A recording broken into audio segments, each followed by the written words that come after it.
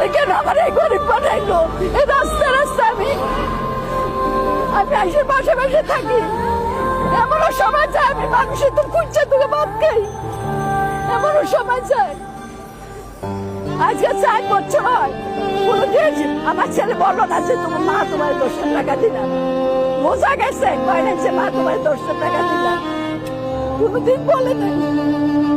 আমার ঘরে 3টা কাজের বুয়া ছিল, আমার দারোয়ানা ছিল, আমার ড্রাইভার ছিল, আমার সংসার কত বড় সংসার ছিল।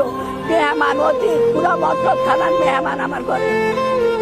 আমি আমার সবাই গেছে, 1 বেলার ভাত আমি 5 বার ভাগ করছি। 3-4 জন আইসে খাওয়াইছি, আমার 3-4 জন আইসে খাওয়াইছি। আর এই মানুষ আমি আজকে গরিব, আমি মানুষের তো চাইয়া ভাত খাই, মানুষের তো চাইয়া টাকা নেই কেন?